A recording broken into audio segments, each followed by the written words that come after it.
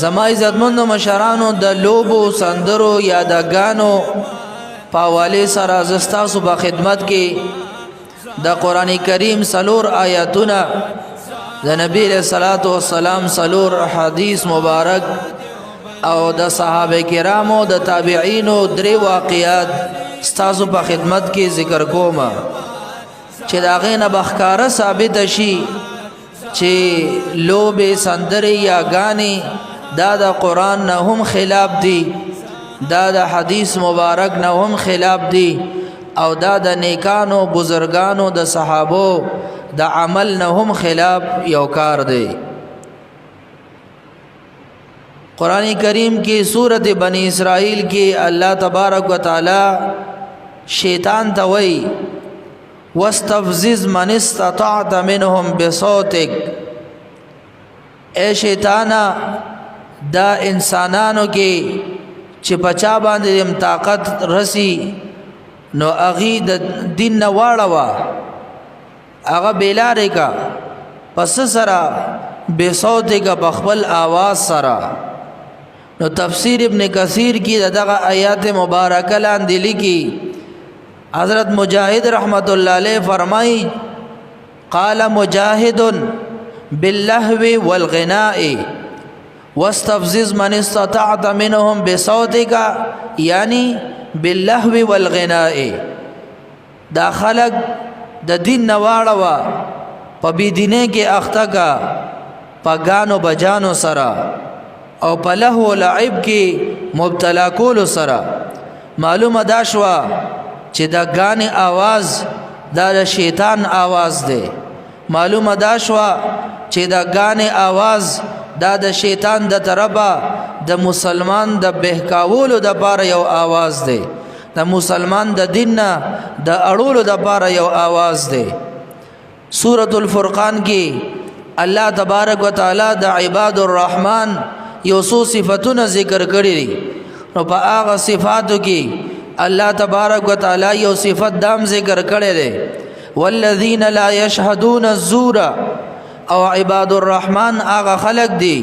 چې اغي زور ته حاضری نه کوي نو تفسیر احکام القرآن للجساس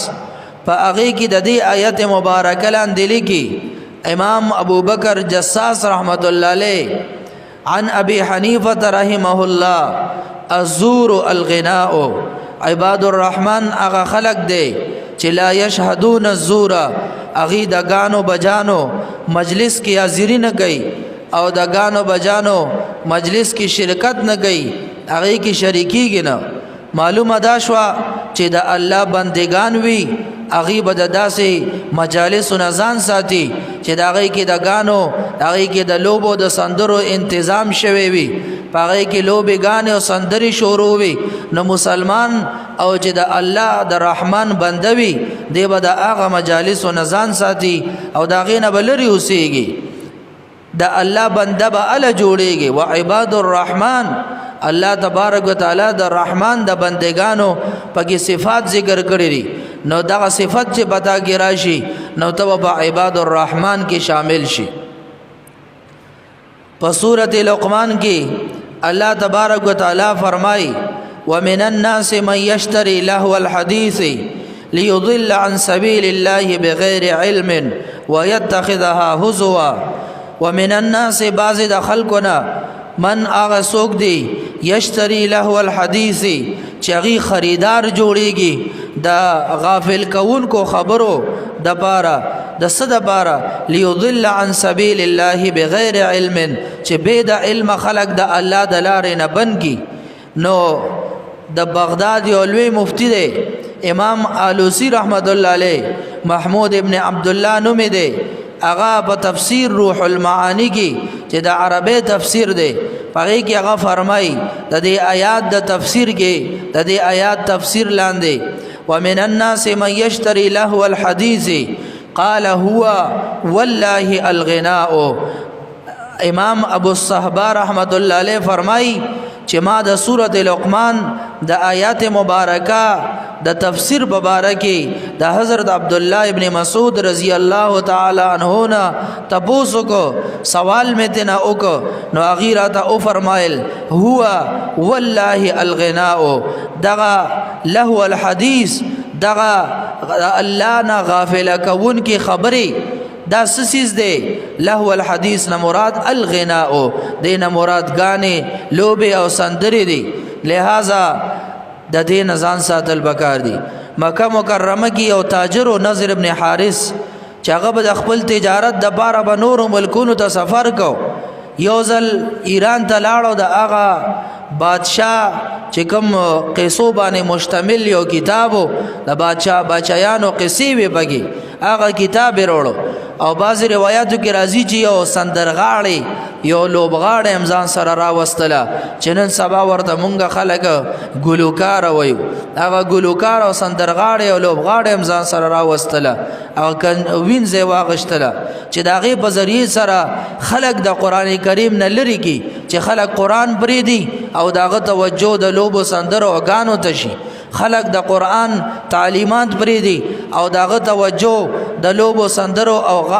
غانو طرف ته متوجي شي او توجه دی خورا وړي نه لہذا د دینه معلومه شو چې دا غانې بجانې یا د لوبې سندري دا د قران کریم نه د لری کولو د بارا د شیطانانو د مشرکانو یو خطرناک ذریعہ ریستی نه لہذا د داسې سيزونه نزان ساتل بکار وي سورۃ النجم کی اللہ تبارک و تعالی فرمائی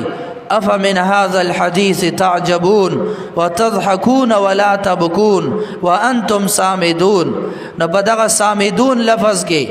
د دې تفسیر کې امام ابوبکر جساس رحمت الله علیه هغه تفسیر د تفسیر احکام القرآن للجساس هغه کې هغه د سامدون معنی څه کوي وانتم سامدون د دین مراد غانی دي چې تاسو